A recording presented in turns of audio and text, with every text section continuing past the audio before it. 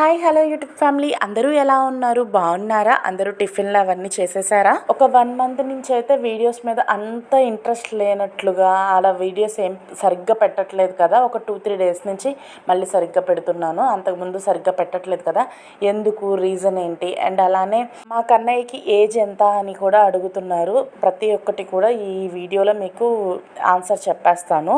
ఇది వచ్చేసి ఎప్పటి వీడియోనో తెలుసా? దాదాపుగా ఒక 1 మంత్ అయిపోతుందేమో. అప్పటి వీడియో నేనైతే మర్చిపోయాను అనమాట. యాక్చువల్లీ ఆ రోజు నైట్ తీశాను. ఇది నైట్ ఎందుకు తీశాను అనేది కూడా చెప్తాను. ఆ రోజు ఏంటంటే మా బావ డ్యూటీ పని మీద వేరే ఊరు వెళ్ళినప్పుడు అక్కడ డీమార్ట్ ఉంటే ఒకసారి డీమార్ట్కి అయితే వెళ్ళారనమాట.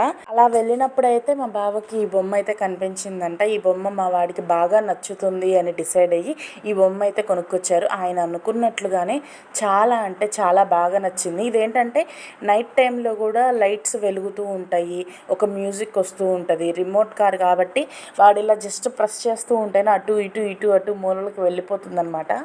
చాలా అంటే చాలా బాగా నచ్చింది వాడికి. ఆ రోజు తెచ్చిన రోజు అయితే లిటరల్లీ నైట్ 2 వరకు ఆడుకుంటూనే ఉన్నాడు. నేను వీడియో తీసింది వచ్చేసి 10-10:30 ఆ టైంకి. డ్యూటీ అయిపోయి 10కి వచ్చినట్టున్నారు. ఇంకా వచ్చాక అవన్నీ ఓపెన్ చేసి చూసి 10:30కి నేను వీడియో తీయడం స్టార్ట్ చేశాను. నైట్ 2 వరకు ఆడుతూనే ఉన్నాడనమాట. ఈ మధ్య మా వాడి స్లీప్ అస్సలు సరిగ్గా ఉండట్లేదు. నైట్ 1 వరకు ఆడుకొని నిద్రపోతున్నాడు. మధ్యాహ్నం కూడా స్లీప్ తగ్గిపోయింది ఎందుకనో. కార్తో వాడు ఎంత హ్యాపీగా ఆడుకుంటున్నాడో ఒక్కసారి వినండి. నేను ఒకసారి చెప్తాను అని చెప్పండి. దీని వదిలేసి ఎర్జీ పెట్టుకో. దీని కదా, దీన్ని ముందుకంటే ముందు తెలియదు, వెనకంటే నెక్కినది ఇలా అంతే అంతే. అద్ది అదే ముందుకి, అదే ముందుకి రిమోట్ ముందుకంటాను ఇలా మా వాడైతే ఆడుతూనే ఉన్నాడనమాట. అండ్ మా వాడి ఏజ్ ఎంత అంటే రేపు August 29కి మా వాడికి 3 కంప్లీట్ అయ్యి 4లో ఎంటర్ అవుతాడనమాట.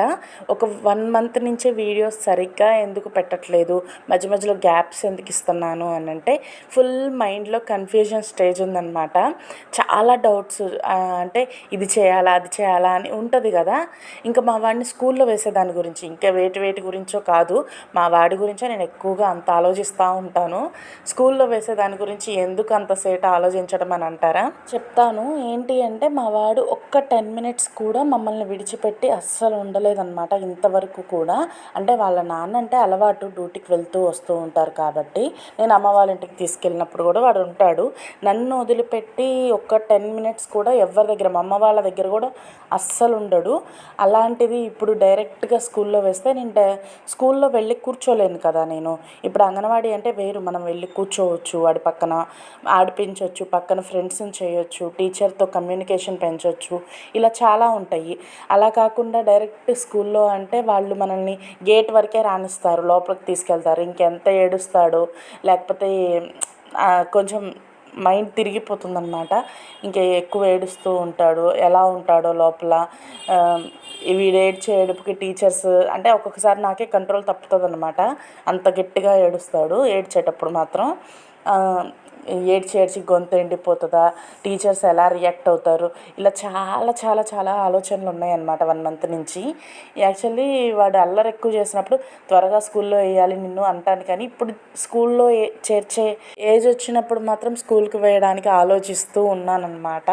ఇంకా అందుకని చెప్పేసి ఇంకా నా అభిప్రాయాన్ని నేను ఇంట్లో వాళ్ళతో షేర్ చేసుకున్నప్పుడు ఇంకా మా బావ అయితే ఒకటే చెప్పారు, నువ్వు అంత ఆలోచించకు, వాడికి 4 కదా ఎంటర్ అవుతుంది, ఈ 1 ఇయర్ అంగన్వాడికి పంపిద్దాం. నువ్వు వెళ్ళి ఒక 2 మంత్స్ అలా ఫస్ట్ ఒక 15 రోజులు 20 రోజులు నువ్వు వాడితో పాటు వెళ్ళి కూర్చొని వాడికి అన్నీ అలవాటు చేసి వద్దు. తర్వాత అంటే ఇప్పుడు నేను వెళ్ళాను అనుకోండి, కూర్చొని అలవాటు చేసి పక్కన ఫ్రెండ్స్ అవుతారు, ఆ ప్లేస్ అలవాటు అవుతుంది, అండ్ టీచర్తో కమ్యూనికేషన్ పెంచవచ్చు, ఇవన్నీ అయిపోతాయి కదా.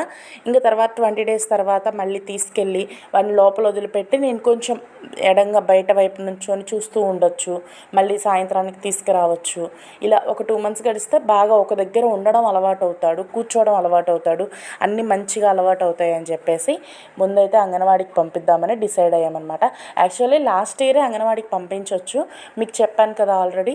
మా దగ్గర ఎలా అంటే 4 4వ సంవత్సరం ఎంటర్ అన్న అవ్వాలి, లేకపోతే 4వ సంవత్సరం ఇంకా 2 మంత్స్లో వచ్చిద్దనంగా అన్న అంగన్వాడీలో చేర్చుకుంటారంట. మిగిలిన ప్రతి ప్లేస్లో ఏమో 3rd ఇయర్స్ 2nd ఇయర్కి కూడా అంగన్వాడీ చేర్చుకుంటున్నారు. ఇక్కడ ఏంటంటే మాకు 4th ఇయర్ వచ్చాకే చేర్చుకుంటామన్నారు కాబట్టి నేను లాస్ట్ ఇయర్ పంపించకుండా ఈ ఇయర్ అయితే పంపిస్తున్నాను.